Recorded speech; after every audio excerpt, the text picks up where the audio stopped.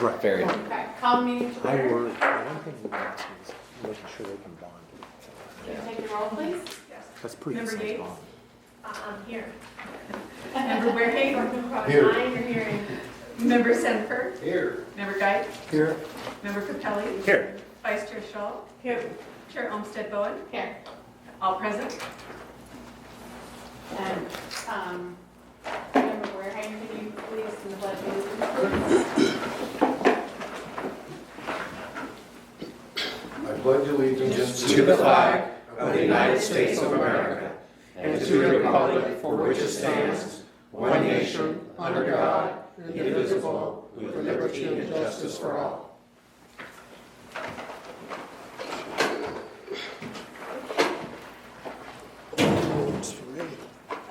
Approval of the minutes from the July 24th We meeting. had a staff. I think as a staff update, Madam Mayor.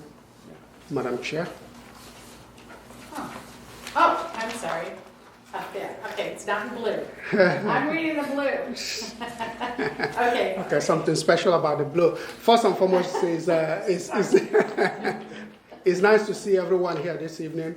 I just wanted to take a minute to let you know that at the last City Council meeting this past Wednesday, the City Council, along with all the residents that came up to speak on the approval of Measure R budget, they commended you for the work that you've done within a very short period of time. And certainly everyone was impressed in the way you are handling these responsibilities here. And with that, the City Council went ahead and approved all the items that you recommended with no amendments except for the public safety items, which included adding one dedicated traffic officer, one community service officer, and of course there was the cost increases that you didn't recommend to move forward. You held that in abeyance. So the City Council agrees with you to hold that item in abeyance and review it and bring it back as part of the media budget process, along with the additional dedicated traffic officer and the community service officer. So those three items, the City Council did decide that you take a second look at those items and as part of the media budget, bring those recommendations back if you so desire, I guess. In making their decision, I think one of the things that they clarified with respect to the role of this COC is that it is not the duty of the COC to go out and look for projects or look for programs. Essentially, what you are to act upon are items that have been brought forward to you. For example, they felt that the additional dedicated traffic officer as well as the community service officer were not recommendations that were brought to you to act upon, but rather a request from the COC to bring back information regarding those two positions. And for those reasons, I think one of the things we have to watch then going forward is making sure that we keep our discussions here to those items that have been brought forward by staff. It doesn't mean we can go back and research information and answer your questions, but until we have actively brought something up to you for action, you are not to generate your own projects or programs or go out there and say this street needs to be done instead. So hopefully that is. Can I ask a question, Andy? Yes. About that very Yes. topic? Was it the chief of police then that brought that request? Because we didn't bring that up out of nowhere. So here is how that transpired. As we were discussing the cost increase to public safety, that staff was requesting that be funded from Measure R. I think a discussion came about where the staffing level for public safety services was discussed.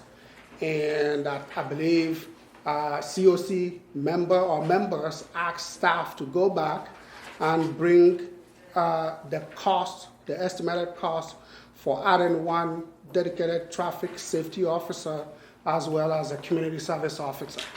That is how that item came to you for action. So we didn't go out and discover it ourselves and bring it, like we just stated. We had it brought to us by somebody. Andy, Originally. if I clarify, We may have been the one that made the proposal. if I can clarify, Yes. the discussion came about because there was a general discussion about what the strategic plan had outlined future goals to be.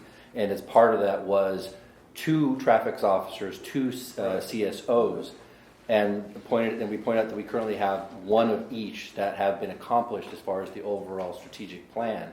And then the discussion amongst the groups, to yourselves, started, well, should we get that other officer and that other CSO? So it was us outlining the city's strategic plan and goals, etc. And then the group here took that as a discussion as well. Is that something that we want to try to support and engage to get the additional 2 positions? But we didn't bring that directly to you to ask you to consider. It was just a general discussion. Well, that was As that chair, was can I my comment? misunderstanding then when it was brought forward, because that's why I made the motion. As chair, can I comment? Sure. I wanted to say that our job is to implement, and staff's job, this is the theory of government, is to implement the will of the elected officials. It's not supposed to be vice versa, and that's what I was trying to communicate. That is a policy decision. Staffing level, contract level is a policy decision. It is not our job to set policy. It is our job, according to our bylaws, to review schedules and information brought to us and either recommend or don't recommend it. We are not to add to it. And one of the reasons, one of the things is it makes it difficult for council, because then they have to look bad, right, saying we're not going to hire these officers. And it's just, it will also create it could hinder negotiation for the council, because people will come here and ask for pet projects and try to go around the council. It's not a good policy, it's not a good way to do business in government. So that's my little spiel, and I was happy that it came back, because even the city attorney said it was beyond our scope to approve those 2 officers, and that it wasn't part of our duties. Also, we were put here as an oversight committee to ensure that what the voters voted on is that city staff isn't coming and recommending things that overstep what we voted for. And what we voted for was to maintain the current level of public safety, to repair infrastructure, to do streets and trails, is what we voted on. We did not vote to add new additional police officers. I would disagree with that. Okay. Measure R is purposely for infrastructure in public safety.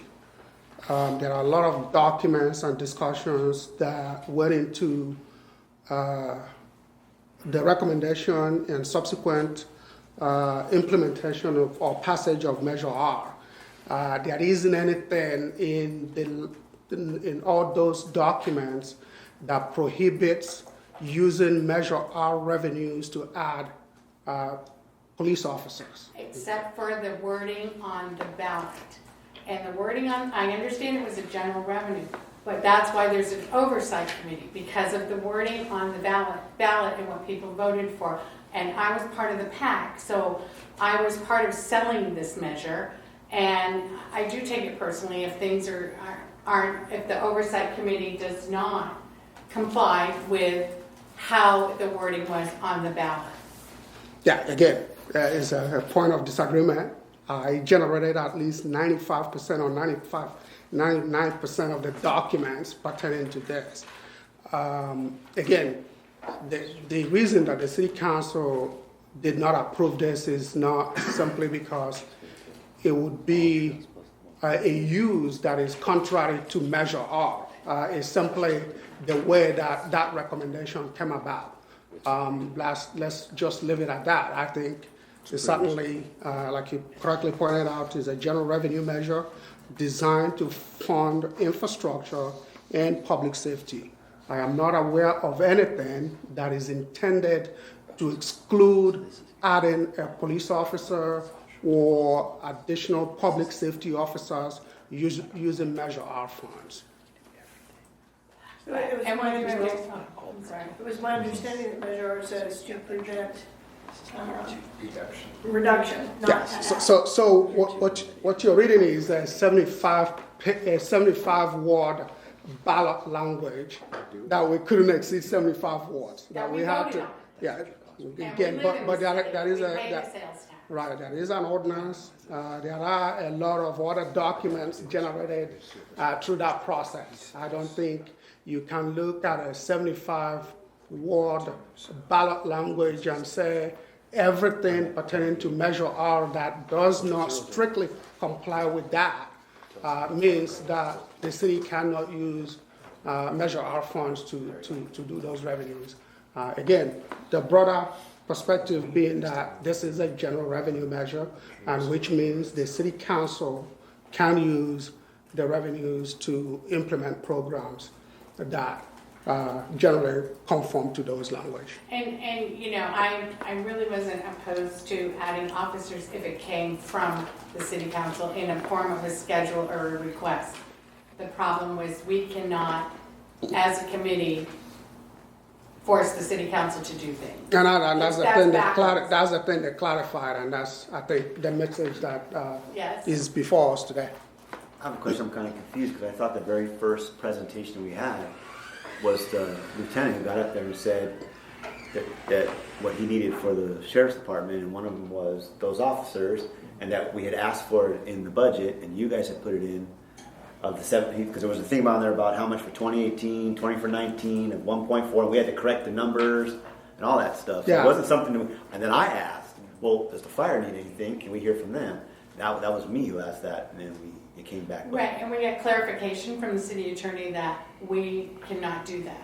That it has to come from city council policy and through staff and be presented to us.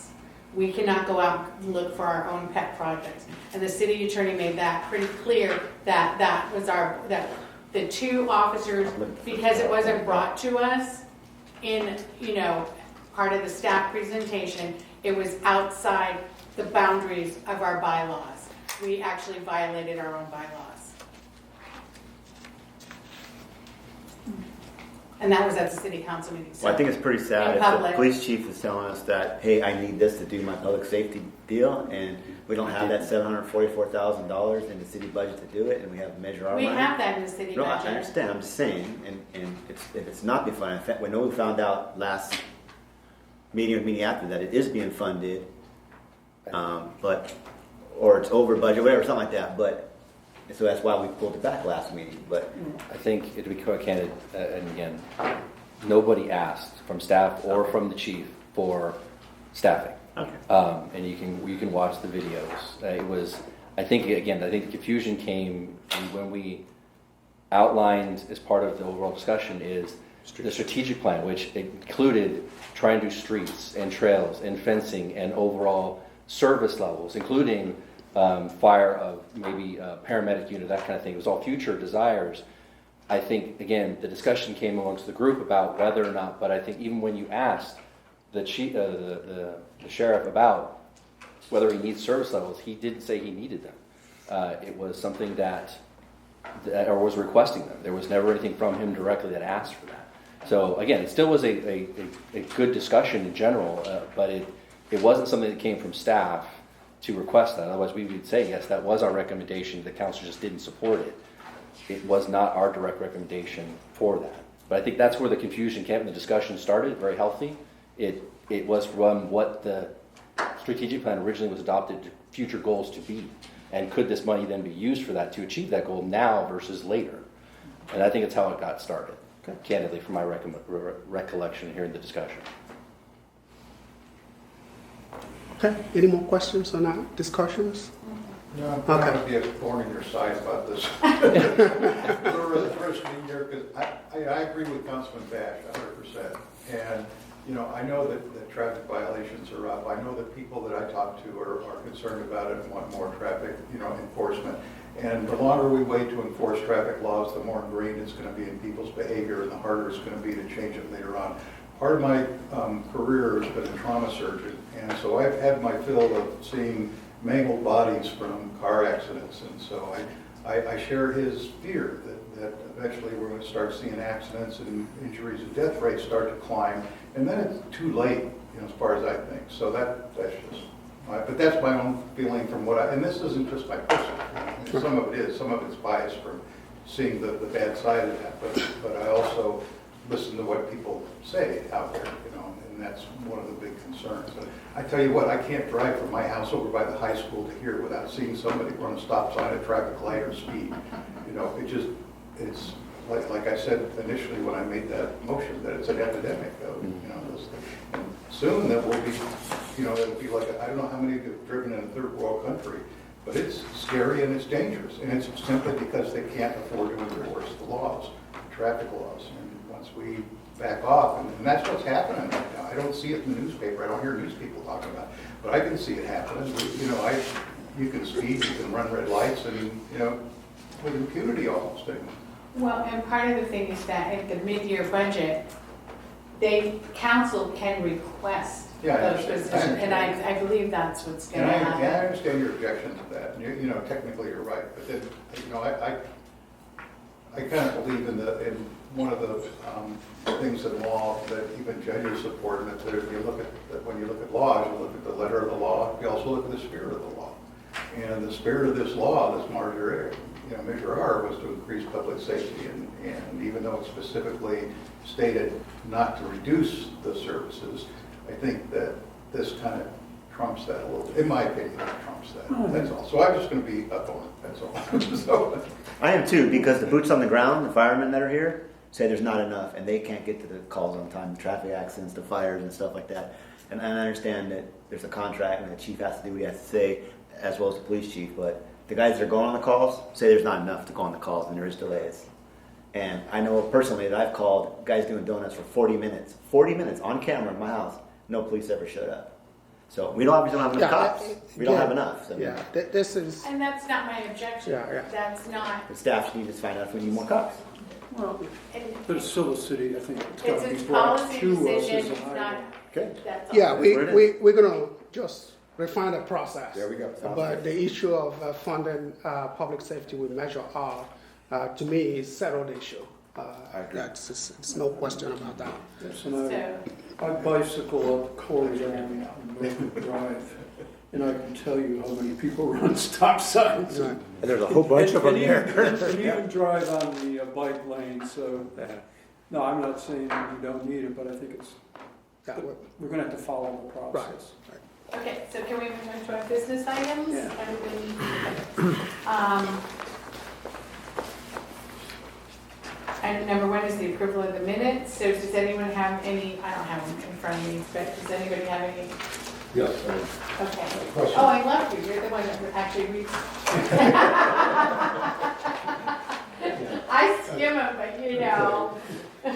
Well, and I realize that last meeting was a month ago, and I seem to recall a tie vote on one of the motions that was brought up. The tie vote was on the consensus, for discussing the two positions, and that's what the tie vote was. So a consensus was not had since it was a tie. So it wasn't a motion second and a vote. It was a consensus, and since it was a tie, it referred back. And Okay. And so it's on there. Yeah. Hence So it's not part of the motion. correct. Because we were taking a consensus, not a formal motion. Gotcha. Okay. Any other discussion? Can I have a motion to approve the minutes as they are? I make that motion that we approve the minutes as they are. Second? Second. All in favor? Oh, sorry. Your roll call. We have to do them.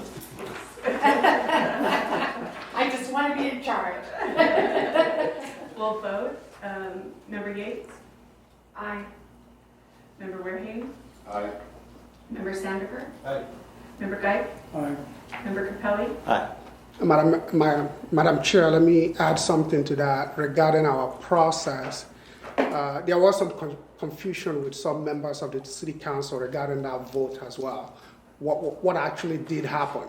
So one of the things we are going to make sure that we do is any actions that we take here are going to be based on a formal motion before we act on it. We are not going to actually test whether there is a consensus, for example, so that the votes are taken and then recorded into the minutes. Okay. Just Thank you. FYI. More parliamentary. Yes. Yes. Okay, and so correct me if I get out of control, okay? Vice Chair Shaw? Aye. Chair Olmstead Bowen? Aye. So motion passes unanimous. Thank you. And Finance Director Gina is going to, say your last name again? Shugart. Is going to give us an update on the Measure R. Yes, a quick update, unless there's any further questions. Happy to announce that our projection of $1,095,000 was conservative. And we're going to be receiving $135,000 more, in fact we did. So that was for last fiscal year, fiscal year 2019, which ends June 30th. And we received $135,000 more than we anticipated for the first quarter, what's called the second quarter of last year. So it's April, May, June. They call it second quarter. Okay. Fourth fiscal quarter, second calendar quarter. Okay. What was the dollar amount, 1 million? The total amount is received $1.2 million. Oh. 1.23. Okay. Okay. And in terms of the outstanding balance that's unallocated, and this is based on our budgeted amount of $4.9 million that we're anticipating for this next fiscal year, which can change, but this moment, we're looking at a $2.2 million of unallocated. Okay, now my question is, does that include the 1.23 million, the beginning fund balance? It does. Yes. So, It includes 1.2 for last year, fiscal year 18-19. And then for 19-20, it's 1.1. That actually totals to 2.37. I can give you the math on it. What isn't included in that is $175,000 that has not yet been paid to the state of California to do all the paperwork. administer. Yeah. Okay, but I understand, but, okay, so when we started this process, you said that we were gonna have $4.9 million this year, In 19-20. 1920. Yes. And we allocated the budget at the last meeting. Okay, but that means it's 6.1 million total between Correct. last quarter and this quarter, right? Right. Okay, I just want to make sure I'm right. And then, how much do we allocate? Well, I can tell you what what we allocated overall is, let's see, it is 4.9 million. We didn't Excuse me, allocate. 3.8 million is what we allocated for fiscal year 19-20. Okay, now that 3.8, is that with or without the public safety? It's not the That's right without. number. So 3.8 is the total amount Okay, that city council allocated. So 3.8 is the total amount allocated. 4.9 is the total for this fiscal year we're currently in. And then we also have the 1.23 on top of that, which, No, so that there's was a the resolution from last week council meeting. which leaves us 2.3 million to allocate this fiscal year. 2.3, but we have to reduce that by $175,000. Okay. 2.2 Headings. 2.2 of the 4.9 is allocated. The 2.2 is actually taking what we didn't spend last year, 18-19, and what we haven't allocated this year. So the 2.2 is from the 6, okay. Yeah. And And now that does will change okay. because we may get more or less of the 4.9. Now, does that get, include the estimated 30,000 in interest Yes. investment? Yes. Okay. So 2.3 minus 0.2, basically. So we have 2.1 million left to allocate. It's still, it is, I'll show you. You can round. I round. A round number is 2. Yeah. So Okay. 2 million is still out there. Okay. Which, at mid-year, we'll be looking at some things. Oh, absolutely, but yeah, we just wanted to Yeah, what we'll get do our bearings. is, Yeah, Gina, could you so we're doing pretty good right now. prepare a formal schedule that you can send out to them? Sure. In that way, everybody knows, here are the projected revenues, the actual revenues for this fiscal year, the projected revenue for next fiscal year, What was that? and then what has been appropriated out of the budget, plus the 175,000 that should always be included until the state says we're gonna forgive that, which I don't think is going to happen. It's the state. Yeah, so, yeah, if you could prepare a schedule like that and send it out to them. We didn't budget for it, maintain money, but we'll be Okay, any more questions? Can I have a motion to receive and file? Motion to receive and file financial. Second? We will vote. Member Yates? Aye. Member Wareham? Aye. Member Sanford? Aye. Member Guy? Aye. Member Capelli? Aye. Vice Chair Schultz? Aye. Chair Olmstead Bowen? Aye. Motion passes unanimously. Okay, so the next item is discussion on proposed meeting cancellation, to cancel the September 25th meeting. And I actually have been asked to speak against the Riverside transmission, whatever, reliability project. And Yvonne's going to be out of town. And then also we felt that there is not going to be any new information next month. In October, we're going to find out what our first quarter sales tax. And so, and we had 5 meetings very quickly, and so we just thought this would be a good one to cancel. Any other discussion? I have a question. Yes. Will we have an update by October for the first quarter of this fiscal year? By October 21st, we'll know what our second advance is. We would have already had our first advance and second advance. The cleanup is what makes it interesting, and that's November 20th. Yeah. So maybe Yeah, so. we won't have anything to do until November.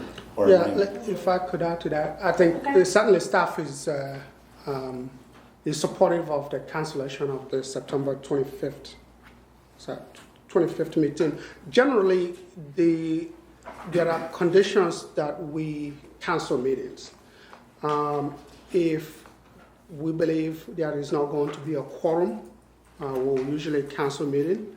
Secondly, is that if there is nothing on the agenda to discuss, that appears to be the situation with September 25th, we'll cancel the meeting, but we'll let everyone know about that. So that's traditionally how we have canceled meeting. Your bylaws requires that you have a meeting at least on a quarterly basis. Okay. So just keep that in mind. These are the parameters with cancel meetings. Nothing on the agenda, or we don't have a quorum. But in all of those situations, we should endeavor to at least have 1 meeting every quarter. Okay. Thank you. And November would satisfy that. Yes. Yeah. So I have a question for the city staff. Do you foresee any information that the city council may need from us prior to the October? Nothing at this point. The only time I think information could go back is if for some reason we develop additional list of projects that could be funded out of the remaining $2 million. Keep in mind that the issue related to public safety is subject to as part of the media budget process. Although by that time it probably wouldn't cost the amount that was initially anticipated. But yeah, there is a possibility that we could look at other potential projects and bring it to you for consideration. I also foresee just just providing probably an update. We have a bunch of projects that both Chad and I are right now, That we could look at. and it does take a while to put the specs and everything together. So we'll probably be giving you an update saying this is projected to go to council for award of contract. This project has been awarded. So we'll have some updates for you, or give you, this one's in design or whatever and is so that'll be good for you to know as well. Okay, your proposed schedule is the October? Well, I think we'll have an update on quite a few things in October of where we are. Some things may not be out to bid, but we're waiting for design or whatever, and it's projected. So we'll have what I want to call our milestones and whatever that activity will be for those projects that were approved. We should be able to give you an update on that. When we're anticipating it to be awarded, when it will go into construction, when it will be completed. We should have a pretty good picture by then. Okay. So And so, but I want to also point out, November meeting is the night before Thanksgiving. Oops. Most likely will be canceled. Okay, so I think we'd be Or better move off it. doing the October. Yeah, we could actually We can move reschedule it it. if that's what you Yeah, we prefer, can. but But what, to a council meeting? yeah, let's see what happens in October. So physically, Let's see what fiscally happens in speaking, October. does having this meeting cost the city, and obviously lights, AC, and that stuff? Is there any increased cost? But I don't know if people it's need overtime. just, I know you guys are probably yeah, salary. it's certainly additional demand on staff, putting the minutes together. No, I mean, there is no hard cost. No hard cost other than lights. Yeah. So nobody's getting overtime or anything like that. Yeah. So we can have a meeting every week if we Yeah, want. yeah, that's right. Yeah, that's right. I just don't want to have a meeting just to have one. If we're paying overtime to people to be here, that's wasting city money to come in and say, oh, we got this project started but nothing more, and we don't have a number yet. That's a waste of city funds. Yeah, we'll certainly look to make sure we have something substantial on the agenda before. Yeah, I do want updates. I think we're definitely gonna have to figure out November and December, because there's one is right before Thanksgiving, and then the other one is on Christmas Day. Well, I like to have that one. Yeah. Yes, Gift exchange. So then Yeah, I'll dress up as Santa. So we're gonna, So we're probably, for the October agenda, if we could make sure that we have a plan. Sure. And I'm sure that Correct. when you go through your administrative meeting, you guys will figure out what you think the Sure. best option is. right, and I think we should meet in October because we do want to see what projects are underway. And also, November and December meetings are probably going to be looking at the mid-year budget, right? Our mid-year budget review is typically done in February, Oh, okay. okay? Yeah, so, That's a little past me. I know, but we're trying to get as much information as we need to do it. That's a fiscal. Yeah, No, okay, yes, so we'll meet in October, and then we will put on the agenda, can you put that for an item? Rescheduling of the November and or December meetings. Is it appropriate, so you need a motion to go We need a into that? motion and second. And is it appropriate to do a motion right now for that? Oh, do we do that at the end of the meeting? Right now, we Items for future oversight committee meetings, well, Yes, well, we have to it's do that item at the number end, 6, so- I'm sorry. correct. We need a motion and a second to Cancel the meeting. correct. Oh, okay. Correct. But then to make a note, to And have we'll the get the end. conversation and do that at the end, okay. Got it. Can I make a motion to cancel the September meeting? Okay, and a second. I'll second. And then we will vote. Member Yates? Aye. Member Wareham? Aye. Member Sandifer? Aye. Member Geich? Aye.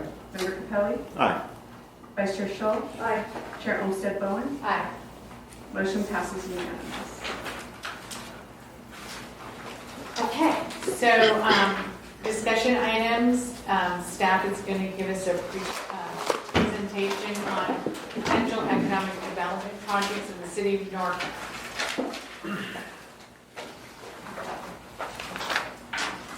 Good evening, thank you. This is something that we talked about the last couple of meetings, and part of the discussion was, nothing in concrete, so what can we imagine? So tonight, it's about us having an open mind and being able to look at what could be And infrastructure, and when we look at infrastructure, the nice thing about infrastructure is it does a lot of these different things. It provides transportation, transforms, creates tax revenues, it creates healthy and wellness, it creates pride. There's a lot of various aspects to our community and infrastructure. And part of the discussions that took place, at least what I got from it, was how can we look at infrastructure or improving infrastructure, one, to create a better sustainable community. So tonight we're going to take you on a little journey, and you have to have a very open mind, and yet from that we'll be able to maybe start thinking about some things in the future that we can work on, maybe even at mid-year and or going into next fiscal year too.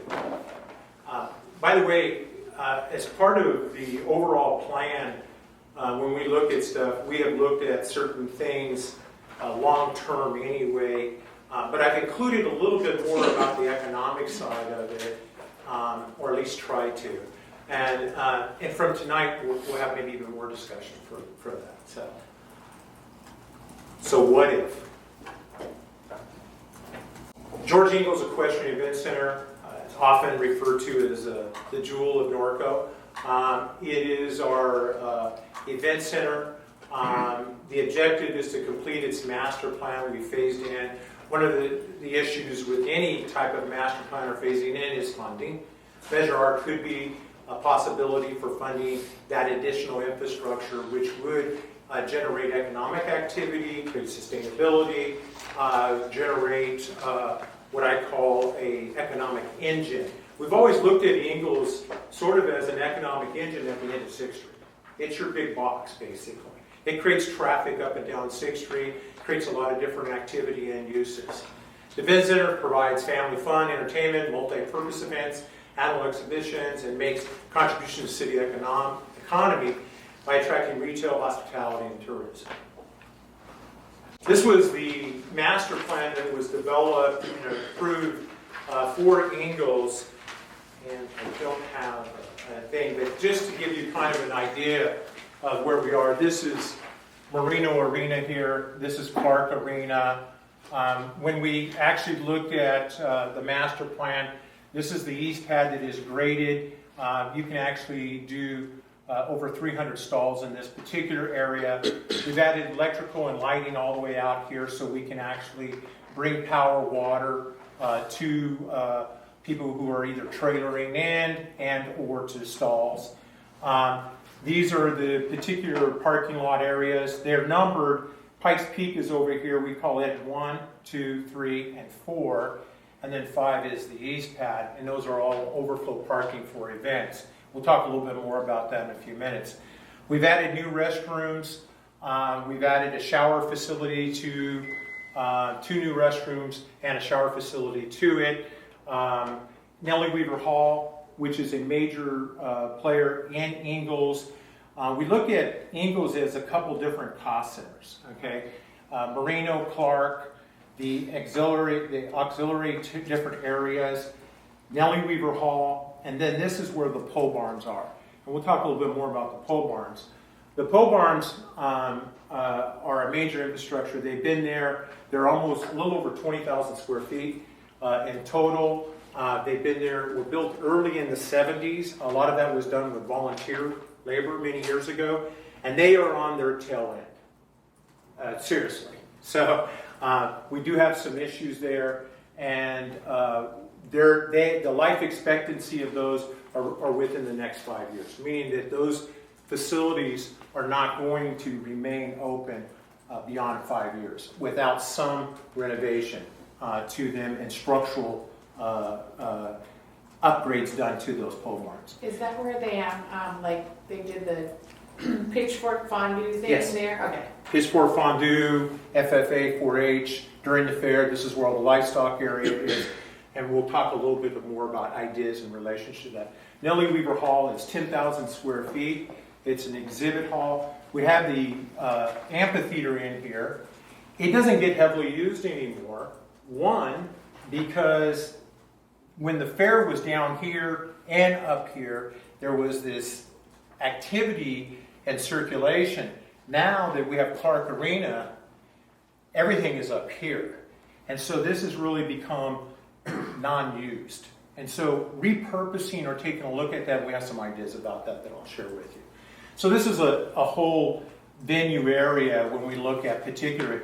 Pikes Peak we count as part of the park acreage overall. Pikes Peak is about 8.5 acres, and we use this for overflow parking. We actually do dog shows over here on the turf, and that's actually the facility.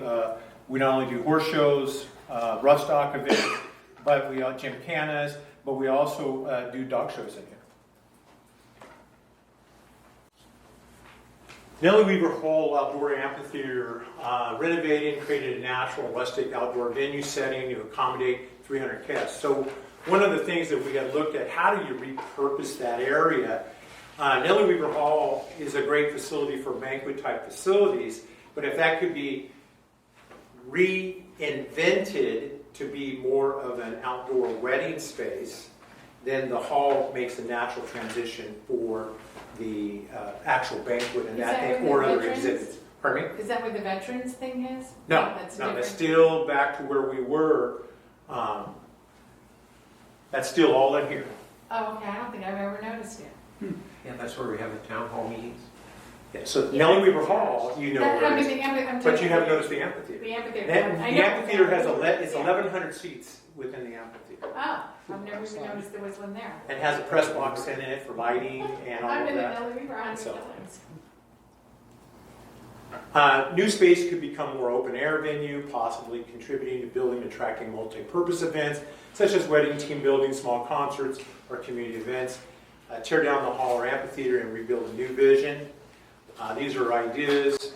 So this gives you an idea of what you can make it become, which then leads into it. If you remember, we have this large stage in Nellie Weaver Hall. That stage, if you open up the doors, is continuous all the way out to the amphitheater. Oh. And there's a large door there that is needs to be replaced and some other things to bring it up to date. But the venue could be repurposed to create a venue that has a shared use to create more activity. We've looked at how does the hall or outdoor venues being looked. If you notice on this particular design, and you'll see this a lot more, bringing the outdoors into the inside, these doors all roll up, and then you can bring the inside to the outside.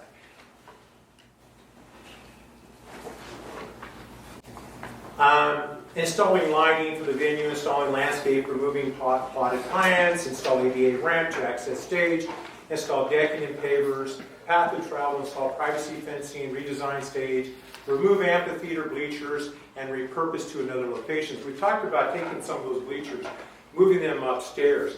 The problem with the amphitheater is the way those bleachers were built and installed, they're cut at 45s. You can't, we could repurpose some of them, but a lot of them, it's just not possible. Some of the undercarriage could be reused, but as far as a lot of the top stuff, the way they were cut, because it's sort of a horseshoe shape, it really is not, it would be actually more cost effective just to buy bleachers and install them. Nellie Weaver Hall renewed, modernized facility, enhance the charm, and be more aesthetically pleasing, remove, relocate structures in the parking lot, reconfigure, reload electrical access along the east and west side of the parking lots, tear down hall and amphitheater, and rebuild a new vision. Nellie Weaver Hall, it's 10,000 square feet. There are very few 10,000 square feet exhibit type halls around in the Inland Empire right now. And with a full commercial kitchen. Now, the issue with that is that about 19 years ago we did a rehab. And back then it was, let's keep it kind of a Western facade. Well, I think we successfully did that. But 19 years later, it doesn't necessarily work when you want to book certain events. In fact, we've recently have talked to some people who would be interested in the hall because of its size and capacity, but to pretty it up, I guess, would cost more than what it's worth with the rental. So having more of a neutral environment in there, more business-like environment that would be more open and appealing would be more suitable for that. So that would be something that we would take a look at.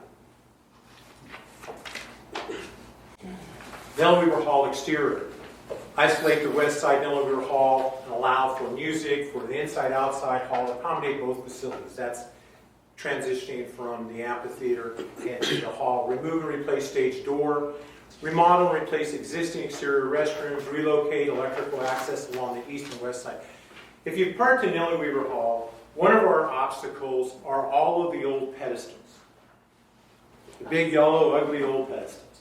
Now, they were there because that's where the fair had all the vendors 30-some years ago, and until the last 5 years or so, they still use both sides. Those really are obsolete today for use and really should be completely removed, and a really new parking scheme done in there, which would make that more ample and effective. Along with that, as I mentioned earlier, ADA accessibility to parking lot 2 with the ramp, and also to the 4-H FFA area, or the full lanes as we call it. The exterior, install surveillance cameras for security, install wireless internet, UDA ramp, transferring Nellie Weaver Hall, parking lot, ADA ramps, install separate. It's funny, when we talk to clients today, one of the first things they say, oh, this is great, do you have internet accessibility for us?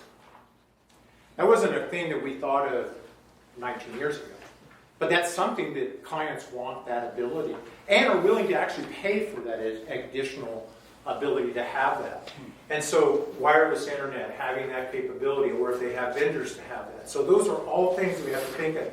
We are now in a world where we have to look at security as well.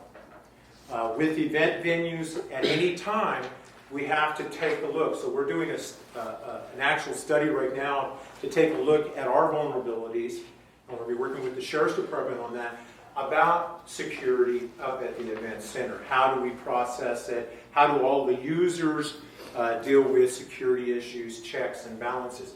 It's very rare that you cannot even go, in a lot of the venues you go to now, you cannot even go into that venue with a purse or a backpack unless it's clear.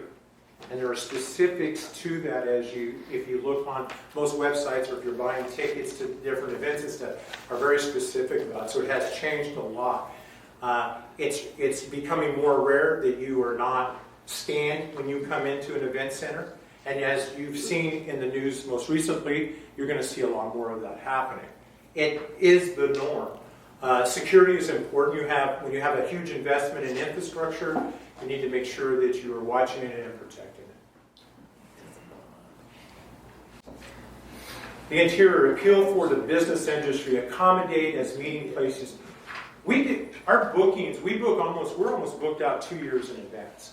Our problem is the downtime during the weeks and some of the long-term events. So being able to provide trainings and trade shows and filling the gaps during that week, that Monday through Friday, and also having the ability in the design to switch the facility out, meaning the facility is rented from this time and then it's switched out and you have another rental coming in the evening. Having that capability. Having the ability to divide that room up gives it more flexibility too. And this is just an example of what it can be for a venue of that size, creating small areas which create meeting areas, a place for service clubs to meet, a place for that, and then we cater it in, or whatever. If they have lunch, we have a lot of service clubs that have lunch meetings. Having a venue place, having a place, people are scrambling for spaces and places to have their meetings. And you're finding corporate America now is looking for venues outside of their workplace to be able to conduct meetings or trainings. And just to go back, we threw this in because of the media part. It's so important to be able to have that capability, not only the internet accessibility, but the media part, and being able to have that IT experience when you do these type of meetings. The exterior banquet lighting and replace the LED. If you know, we have lighting, they're kind of dome-shaped lighting.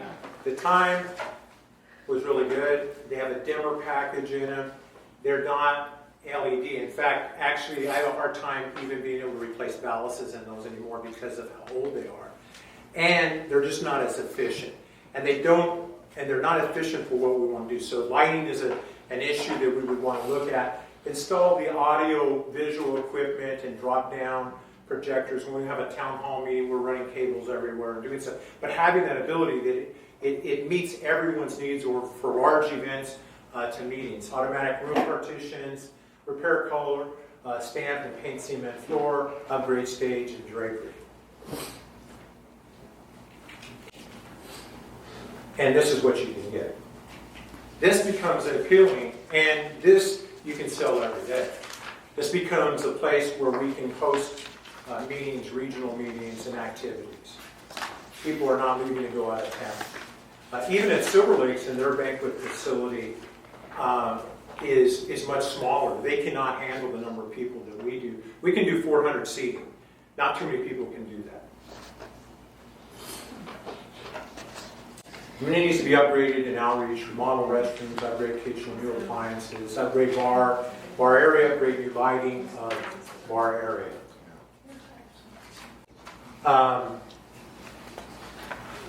One of the things we hear, bridal and groom dressing rooms, we have some old dressing rooms there.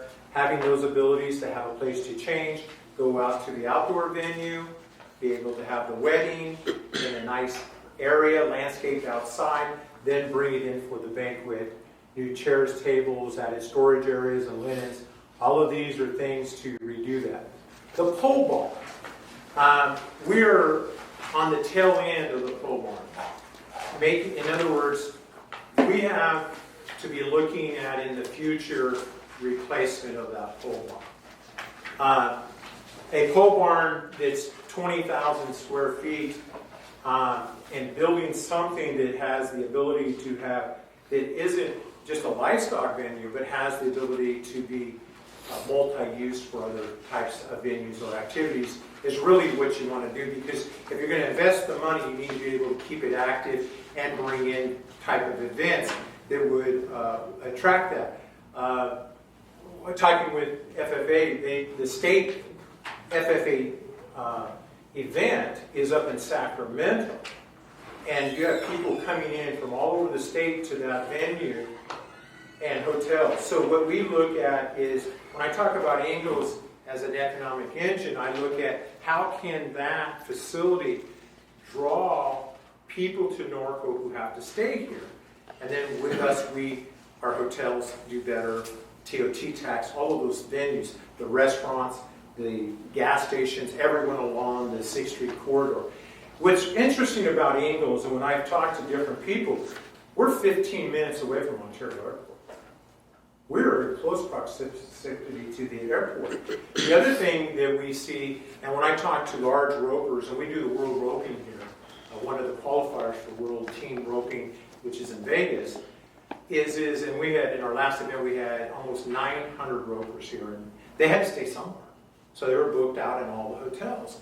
The challenge that what they like is we're easy in and access out of Arizona, Nevada, San Diego. So we are very centrally located for those type of activities.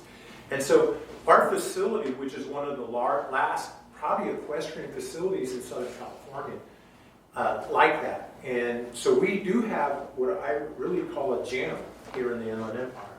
And Norco should be very proud of what they have. Plus, it hosts a lot of our local community type events as well. So when we looked at it, how do we can turn it into an FFA or an exhibition area for livestock, and then it can transform into other venues or training facilities, and even potentially large banquets or exhibitions could be done in there. Particularly if part of the facility is climate controlled. Concession areas, auditorium seating, livestock arenas, wireless internet, storage areas of linens, drapery, all of those can be brought in and out of that facility. What if? What if this was the facility and that's propped up on the hill for people to be able to see, come look at, and come use? This allows for both offices, space, indoor space, and that. Now, this is just a render. So it could be whatever we imagine it to be to make the needs of what we want. But it has to have some multi-purpose event to it. Otherwise, if it's just going to be a livestock venue, it's not going to happen. It's not going to stay busy. The goal is to keep it busy to attract business here in Norco. Arena level marine arena, improve existing and add new amenities, installs siding on the northeast. One of our problems in Marina Arena is the wind. We've all been here when we get them Santa Anas. Well, they like to funnel in from basically the northeast, and they come down in to Ingalls, and the gusts there can reach up to 90 miles an hour. Okay? It gets very, very windy at times. Being able to secure one side allows us to be able to reduce that wind that's coming across in that arena. Our George Ingalls Development Committee is working on some ideas related to that right now for the future. And when we have ideas, then we'll make sure we bring those back. Increased bleacher seating capacity. Right now we're at about 2,100 seats. So the objective was to get to 5,000 so that we're not leasing or renting seating and bringing it in all the time. Install concessions, VIP box seating. And by the way, some of these things that I'm putting up here are things I've heard from the community or groups, some of our local organizations. Upgrade the sound system. The sound system is over 20 years old in that facility. Clark has a brand new one. It's great. This one needs to be redone. It's 20 years old, and it's at the time where we need to go through and really look at how we do sound in Marina. Additional electrical for event and venue use. Had amenities to attract new multi-purpose events, which will increase revenue. Install security systems, internet and wireless. Purchase portable bleachers with bumper pool assembly. Recently, I got to work with the FFA groups at Norco High. The boosters donated two 15 rows and two 21 footers rows. So they donated those to the park, and we helped put those together, and they'll be used at the fair this year. And those are bumper pool systems, so you're not trying to lift them with a forklift. They bumper pool, and they're being able to move the location. That helps us. What we find too is those can be relocated when we do our veterans events, because one of the things is we're about 400 seating in the veterans amphitheater area, but then someday on our two big events, Veterans Day, Memorial Day, we exceed that. And so we'll be able to pull those in. Plus, to move those into Clark makes it very easy, or to add more, we can even do classroom type of events within Clark. When we did Clark, we designed Clark to have actually pull down power. So it was set up for the idea of that being able to transform into an event venue. Additional auxiliary amenities and restrooms to provide options for clients who want to host larger events and generate additional revenue. 200 covered portable stalls. Now that's one of the things that I hear about. Gosh, so we provide stalls right now. We do we work with a company called Stalls West, and they'll bring in some really nice box stalls for us. We pass that cost on. Or we have some panel stalls we'll bring in and we'll set those up, and those are a little bit cheaper. The problem is then we have to tear them down. Some stalls need to stay up, but we have the ability to add more stalls. Most equestrian event centers, one of their biggest money makers is the stalls. The stalls are, in fact, actually probably, we're working some numbers. We believe that probably within 5 years you could pay back the investment on the stalls, if you can bring the right events in who would use them. Because what the stalls go for, what you would rent those stalls for. So stalls is something long-term that we believe needs to be part of the infrastructure of that. They have to be able to be flexible, where we can set them up, take them down, move them, and leave some up all the time. Wash racks for the animals. This is all part of the master plan too. Add additional arena events and portable bucking chutes, and a roping box for large roping events. We have that. We actually have that in Moreno Arena, but Clark, sometimes for our large roping events. By the way, we're one of the top roping events. I don't know if you know that, but in the Western U.S. right now, we're one of the top roping events around. And in fact, Gymkhana's event times, we're probably one of the top 2 events for timing in Gymkhana events in Marine Arena and Clark. So from a footing and from all those other standpoints, particularly here in the Southern California area and throughout the state, we do meet a lot of needs of a lot of different of the equestrian venues. Adding a large maintenance area, keeping equipment out of the elements and having a place to store it, keep it secure, is another item that we do. We have a main charge, but we don't have a facility to keep all of that in. This is a typical box stall you would see that has panels on it that you would see at a lot of the event centers. These are also can be torn down and reset up. Has anyone been to Westworld or out in Arizona?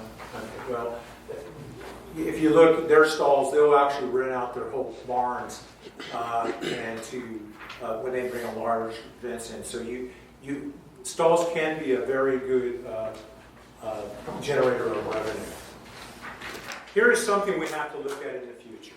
I have one question about the stalls. So the stalls, the city would own them? Yes. So even if there was a natural disaster, they could be used by NARC? Absolutely. Okay. Yeah. In fact, actually, we do that a little bit with the panel stalls we have right now. We have some loaned to us that we use.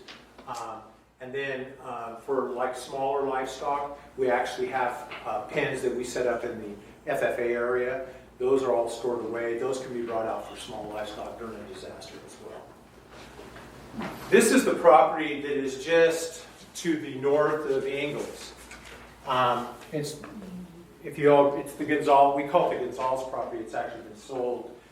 He still lives on the property and manages it. It is something we've talked to him about looking at acquiring that land long term. I think it's a necessity if Ingalls is to grow and to be a true event center. Is something as far as infrastructure or for us to look at as possibly to acquire that land. One of the ideas that we've talked about in this land is it's a perfect location, one, for additional parking, which we desperately need for large events. And two, what it does is allows us to add a camping element that we would like to at this location and give us that sort of retreat and particularly maybe some small bungalows and that type of thing so that it becomes a retreat. We often will get calls, people coming down the road, say, I'd like to take my horses here, and do you have anything close? This bucks up to 400 acres of open space, connects to the regional open space. It's a natural fit for something like that at this location. So that's something that we most certainly want to have future discussions on.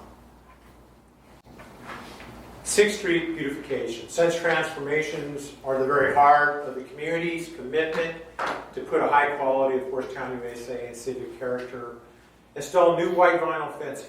Now, yesterday at the EDAC Commission meeting, this came up as a topic of discussion. And it's funny, Andy mentioned, we're going to be actually talking to you all about 6th Street a little bit. So, the trail fencing in there, and actually Chad can talk more about it, but looking at completing white vinyl fencing in there. The one thing about 6th Street, it has a certain charm to it of an old town. By creating this atmosphere, you're entering into Old Town. And as facilities develop and Western facades and architectural were done and the Planning Commission looks at that, you still have some of your older parts that don't quite look that way.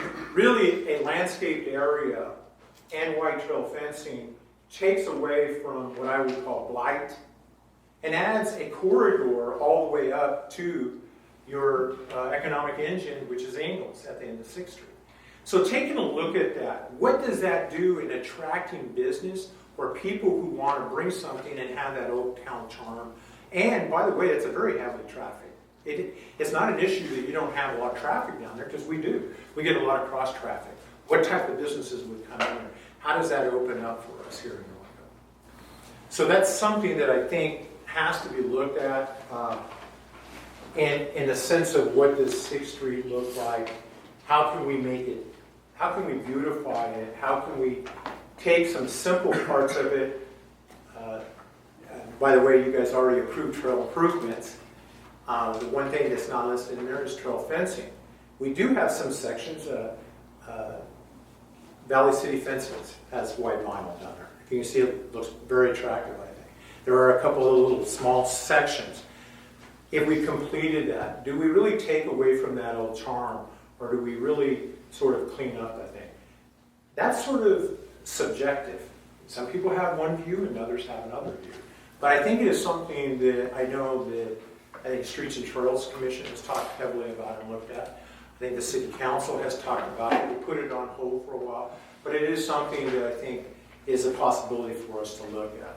You know, and on 5th Street, where the white trail is there, you know, the white fencing, the horses aren't as jumpy with that white fencing in it, because it's almost like they feel like there's a barrier, and they actually behave better with that higher fencing that they can see. Do you agree with that with your horses? Yeah, So, Mr. Moose does very well with the white fencing. so as opposed to that, so it adds another area of maybe safety barrier, which creates that differential from vehicles, the parkway. And it makes the horses feel more secure. That's my personal opinion from riding them. Habitat maintenance program, which is something that you guys have also looked at, improving and maintaining the trail, doing all of these things, keeps that business corridor a certain way. Okay, this is my little rendering. It wasn't in your packet, I sent it out, I just kind of created it. But since we were talking about what if you were entering 6th Street, there's this little pork chop. To me, it's a little median, it's kind of ugly. If that had a better entry into 6th Street, because then just, I don't know, half a block down you have a big arch. What if you had some sort of a signage or something that says you're entering into Old Town Horse Town Is USA? it 76 on this side? Yes, on this side here, and then you have Jack in the Box over here, and right over in here is the standard or Chevron. Chevron.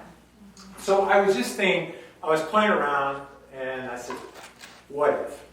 So I just wanted to give you a picture of what if. And then, obviously, if we did something, it wouldn't quite look like that. But I wanted to say, God, what if? What does that add to the charm of who we are in our character? Now, are they And going to tie internet. horses up to that?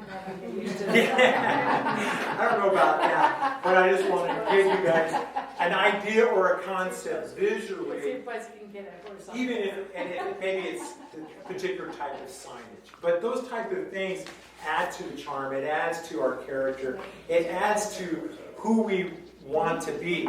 And I believe if it's all done in coordination, it adds to that attraction for the business community and people wanting to come to Norco.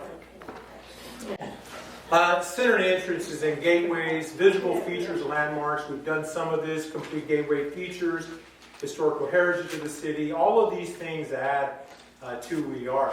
One of the areas that we are lacking in area, as you know, we've done North Drive. We have a sign out on Hamner coming into the city if you're coming in from the north to the south. These welcome to Norco type of entrances. And so when we look at these areas, one area that we've left off, which is a major corridor for us, is Corridon River. If you look at that particular area, and if you were to look up River Road going east, it doesn't look very good. It doesn't look like the median or across the street, which is a little different character community with Corona. But for us, if you can see that. Now, the slopes that come off the back of those properties, just so you all know, those slopes belong to the property owners. Okay? The area in there, and you'll see we go in and we help grub it, but that is all property owner. And there's an Edison easement in there as well. So there are issues there, but that could look much better. There is a lot of traffic that goes through there. And it says a little bit. We have the new shopping center there. And Chad and I have been talking about how could we do that and make that look differently. Andy's talked about it, God, it just doesn't appeal. And as you go down that road, that is not a trail, by the way, an official trail in the city along Right. there. And if you go down and you hit 2nd Street and you have that shopping center, how can that add to development and maintain development in there, which generates sales tax? Now, So aren't they these are just planning- ideas. Aren't they planning to put big, giant electrical things, Circle City? Yeah. Yeah, so that's another one we're gonna be fighting. Right. So if we can look at these things, those are parts of telling us who we are. But then they also have to have some sort of a level of maintenance to secure that it looks a certain way and brings a certain quality to the community. Here's one of the signs. This one's the one that is down off of, basically on Hamner, if you're coming north. So it gives you kind of an idea of that particular sign. That whole corridor within that area was plumbed for power and or landscaping. The trouble is we didn't have the money to finish. But we did get the median done, and if you notice, the median looks pretty nice. But the other side, along the park and ride there, a lot of that could be finished and really add to the attractiveness of that. By the way, we also received a tree grant, so those are some things we'll be looking at citywide as well. New development at Neil Snipes. And I want to talk a little bit about this. This actually was part of a discussion of our youth advisory when we had our youth council meeting early in the spring. And we talked a little bit about Neil Snipes and a connection there to down by the community center and how we can transition. If we relocated the recreation uses, which would be very important as part of this, to the community center, and to redevelop Neil Snipes as a recreation hub to include youth teen center, multi-sports gymnasium, splash pad, multi-purpose rooms, skate park, and bike pump track, outdoor fitness course, because we have an outdoor track if that was all redone there. And I'm getting a lot of residents who said we'd really like to see that redone and something done there, because they like going up to Pikes, but they're all on this side of town. So they would like to see something like that. The relocation of the community programs, leisure classes, allows for a transformation of the community center into more of a cultural visitor center. Increase recreational opportunities to increase general fund revenues, incorporate light retail, concession to support the recreation uses. And there's a lot of avenues there, including potentially maybe even a hotel. There are some deed restrictions on that land, but I think we could work through that. This is Neil Snipes as a whole right in here. You're at just around 14 acres in here. There is really two distinct levels of elevation in here, which kind of basically right about here divides the park to a lower and a much higher area. We just replaced the playground equipment at this location. And some of the ideas that we've had to discussions from commission and staff with and from the community is upgrading the exercise path, creating outdoor exercise equipment that people can use. A skate park has been talked about, activity center, then a splash pad. People talk about a public pool.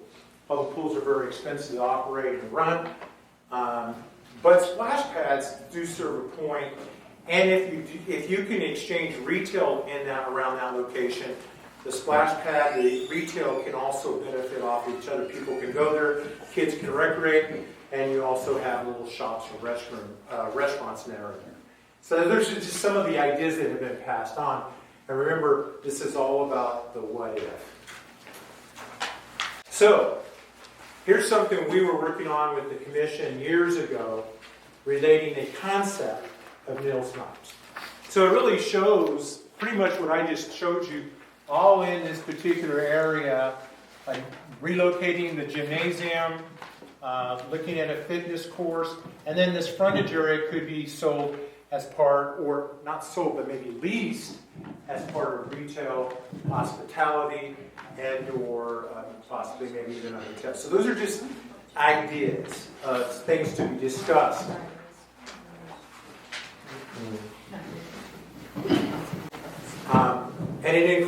trail through there as well. Hammond Detroit corridor. So this is a prime location. When we look at this, we're really talking 6th Street all the way up to Detroit. Often there's been discussion about, we have an empty field here, you have Clark Field. What if Clark Field could be relocated? How does this create a commercial corridor? How does infrastructure relate in relocating this? The library is not really used anymore, American Legion. So if this was done and this became an old town or retail type component, it plays a role with the traffic in here from Silver Lakes and if we relocate it, maybe where the gym is, that is relooked at as more commercial base or activity too. So how do we, when we take a look at this, these are the ideas that have been discussed. This was actually discussed at our youth council advisory group earlier in the year. And the youth actually were suggesting these things from Norco High School.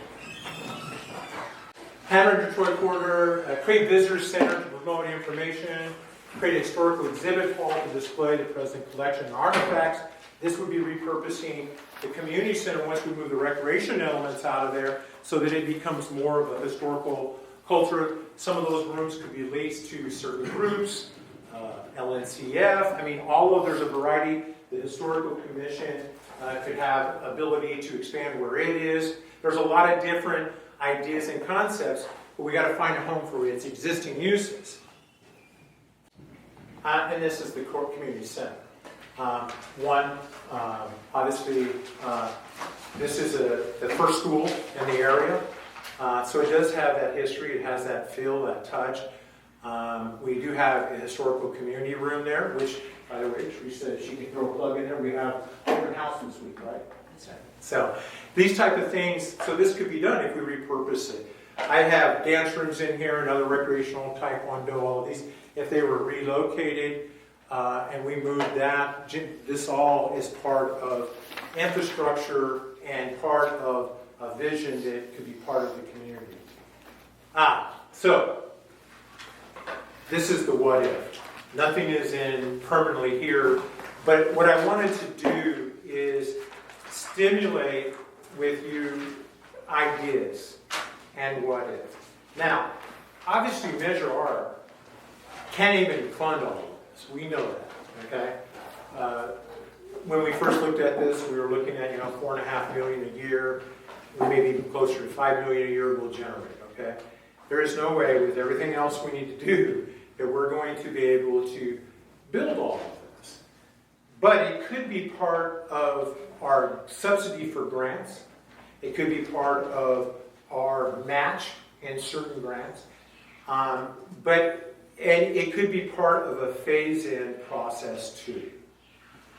So I think when we all talked about this, I think the idea was, well, what if? What if we took a look at it? Maybe the first step is finish 6th Street with white vinyl trail fencing, beautify maybe the parkways, things like that, redo the irrigation in there, build up that, create a corridor down 6th Street to the freeway. Look at that entry point. I hear good things all the time about the actual archway with the sign and the advertisement. It really draws people down there, having some sort of other entry into that. To me, it also helps those businesses in that area. So it is really about the what if. It's about where we go. Remember, you're here for the long haul. So these are just things to talk about and look at. Staff will be bringing some things back to you, just so you know, for looking at in consideration and prioritization. And some of these things may be that. And I know Annie, Chad, and I have talked about 6th Street and trail fencing and things like that.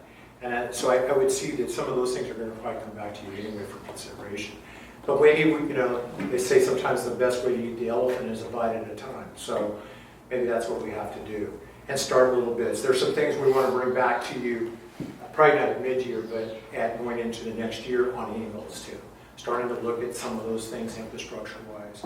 I do have a big concern about the pole arms and where they are. from an infrastructure standpoint, and that they are, in a few years, the potential of those being condemned is very real. So we have to start to look at that, address a plan and design. So those are things we'll have future discussions about, and how that may work in this. There'll be some things that I'll be talking to my commission about, who also will be sending you guys stuff. So anyway, I'm here for questions now. And I might have left something out that you guys wanted, but hopefully I threw it all out. Yeah. Thank you for the presentation. Inclusive, good idea. A question I have is, what do you hear from users of Moreno and Clark arenas as to what improvements they would like to see? For example, more electric outlets for large trailers and RVs, so they don't have to stay in hotels. Ice machines, you mentioned somewhere outside. Yeah, so like Moreno Arena, one of the issues there is the wind. Summers are not our issues, except what we have found most recently is as the sun sets at certain times of the year, we get a bad glare in. And if you're a barrel racer, we actually have to take a break at a certain time until the sun sets a little bit, and then we can complete it. So things like that we need to look at, and actually we have an Ingalls Park Development Committee which is looking at those things, which eventually that's going to come back to you guys too. And looking at how we change that, and then looking on the east side how we block part of that so that we don't have this wind turbulence that wants to funnel down there, which changes the game for us during the winter as well. We're very lucky here that we have a climate that is pretty generous other than the summers. But taking a look at that, I've had comments about big fans up in the upper rafters, things like that to help circulate air. Adding electrical at Moreno in certain locations is another thing. On the east pad, we have put power, and we actually can drop spider boxes for trailers. So we have that ability currently right now. But there are some areas there. One of our problems that we have found is drainage. We have some issues. We're trying to address a little bit of that in our capital side of the fiscal year budget. But we do have some drainage issues there which we need to really address overall. And I think that's probably a lot of landscaping. Let's beautify it a little bit. Maybe add another restroom to that. Another thing that I hear that our commission is going to be discussing about is actually improving the trail up to Pumpkin Rock. The pedestrian, not the horse trail, but the pedestrian trail. And so those are some things that we're going to be talking about as well. Because if you haven't ever Googled Pumpkin Rock, I challenge you to go do it. You will be amazed at the number of people, not only from California, but out of California as well as out of the country, who come here to walk Pumpkin Rock, particularly during October. And it's actually it's amazing. There's all kinds of sites related to it. So it has become kind of this natural, in October, come walk Pumpkin Rock. Our Mile High Club, if you're familiar with the Mile High Club, once a week they do a bunch of activities at Pikes Peak, and then they will hike it. And these are kids to adults. And so it does have a lot of activities. One of the questions was to include a trail system up to that location. So those are some of the things there. Two big areas are also the Isnelli Reaper Hall, that particular working area, as well as the pole barn area. One of the ideas was also is to look at possibly turfing parking lot 2 and parking lot 3. One, we reduce dust control, do a hybrid Bermuda that allows the parking on it. If you're in the Midwest and you go to a lot of the event facilities, they're all turf. It adds for runoff. It actually is part of an NPDES process where it helps clean water that silts off of there. We wouldn't do the east pad, but we would look at some line. So those are some discussions that have happened. And it creates flexibility. So those are some of the things. One of the other items we have looked at is what I call parking lot 4, which is that very south, smaller parking lot right below Clark, is taking and actually building the pad up above out, and then taking and putting a small community arena there that people could go in, put a quarter in, and you would have, a lot of people like to ride in the evenings, and they would have access into that arena, and it could light up at night and that type of thing. So that's something that has been talked about as well. Okay, all right, thank you. That and we're looking at the Gonzalez's property for expansion. Brian, I just wanted to say thank you. This is a lot of work. I think we all agree this is a lot of work, and very much appreciate the effort that this took. So thank you very much for that. I think this is certainly taking a future planning look at the money and the resources that we have. We've taken a bite off of, we're nowhere near done, but a bite off of the immediate emergent crisis, a crisis of burning needs that we had within the city, and that it's, as a committee member, it's great to be looking at the future and the possibilities. This is wonderful, so thank you very much for that, because this took a lot from you and from Chad and from Andy to put together all this, so thank you for that.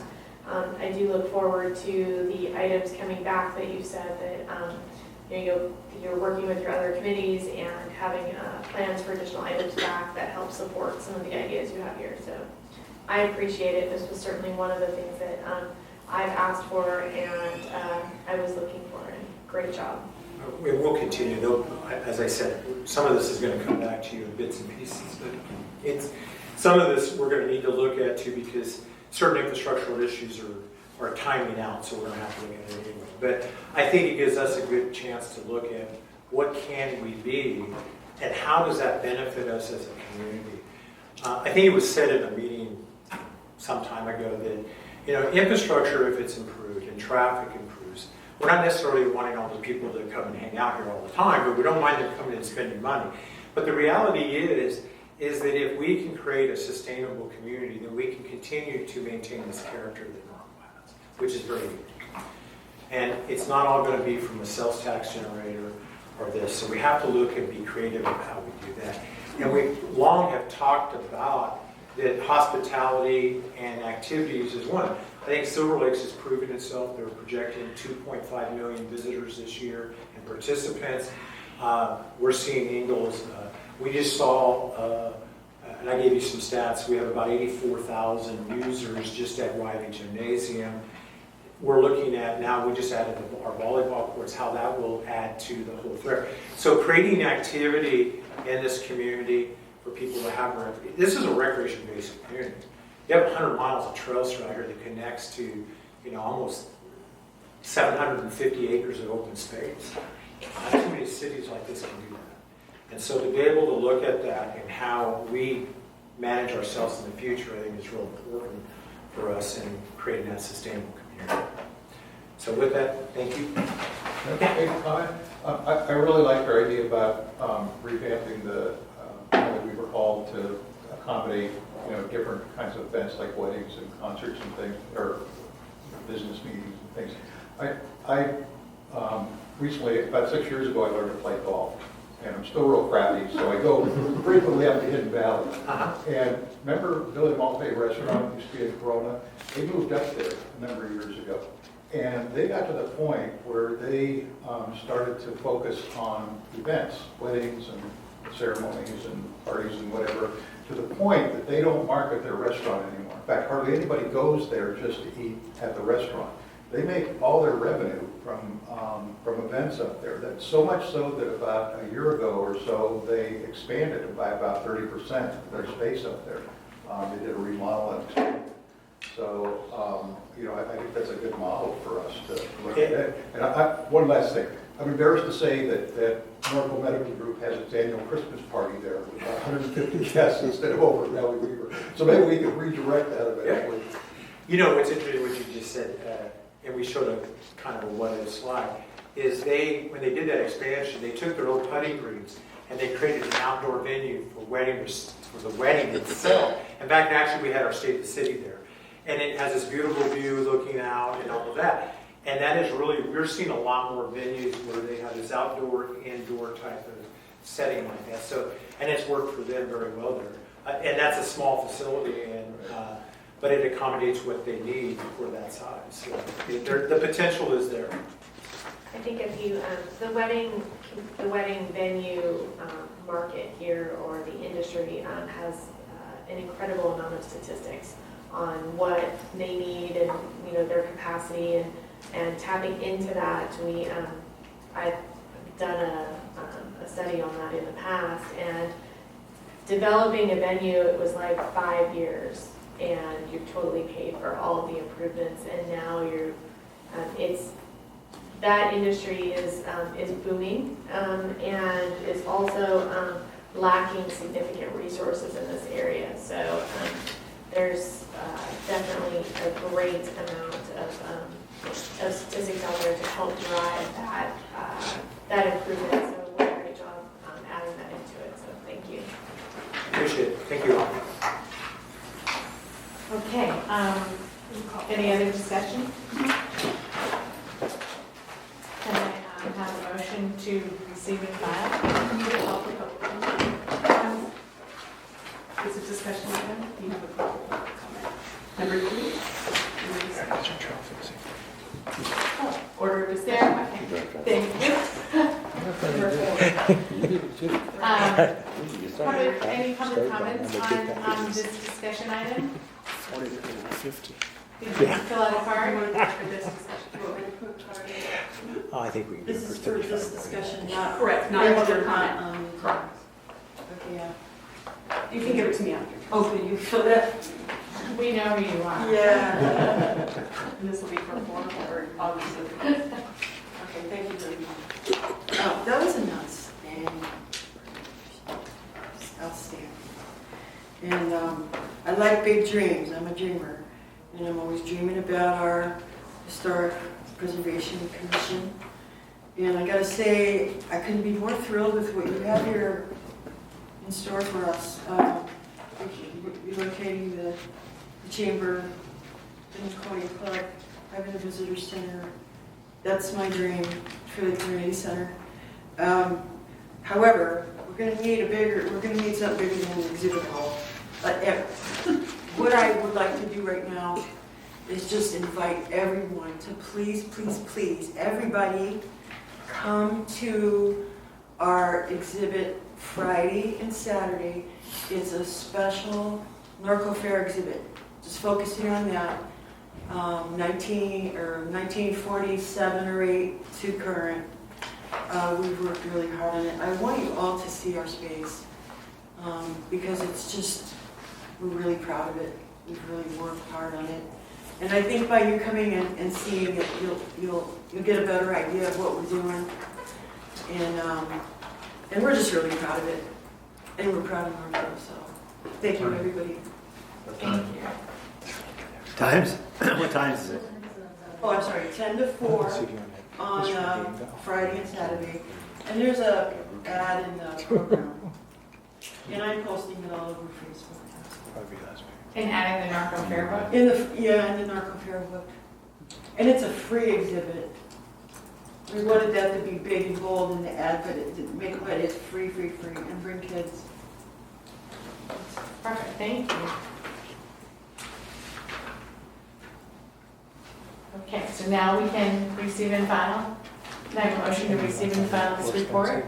I'll make a motion to receive and file. Second. People write. Roll. Toilet paper.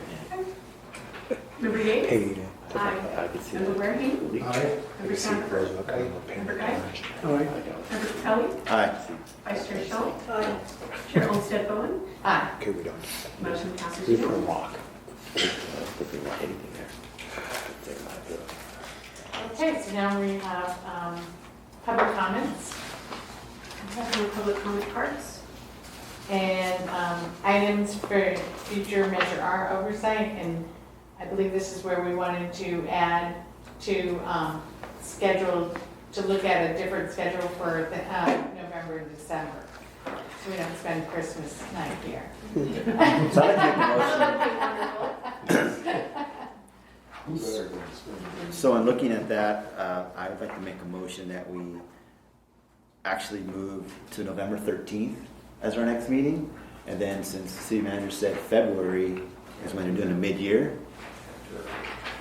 What's that? Oh, I'm talking to myself, Mike. And then November 13th would be before the next council meeting, in case we had to, if there was some stuff. But that's not on our agenda. Yeah, we're gonna We're, agendize. that's gonna, you have to agendize, we're a new parliamentary procedure, we You're can't right. just randomly put You're right. stuff and vote on it. So, But we can make a motion for, we can make a motion for it to be added to the agenda and for the chair and the vice chair when they're meeting with Andy at their next administrative meeting, when they set the agenda, for them to look at adding that and having a plan for us to then vote on, right? So we can make a motion to have that added. For discussion, yes. They just have to agree to it. Okay, then I'll withdraw. So then, should I make a motion that you add it? Because you said we had to have a motion To add, yeah, we actually, with this, we need to have, a date was not given for, so right now, the only date that we have is our October regular schedule. And we will still hold that, that's the way it's gonna be held, with a motion. And then at that time, you would make a motion on what your next schedule will be. because we have to look at what, because I'm not, there might be a planning meeting, so we have to look at the city schedule before we can, just randomly pick, dates. Do we need a motion for it to be agendized, or can you just have that discussion with Andy at the next meeting and then look at having that be an item on the agenda? So as I stated at the beginning, if the criteria is met, let's say we don't have anything on the agenda or we don't have a quorum, staff can actually cancel meetings and say, I think your issue is that we don't have another meeting before.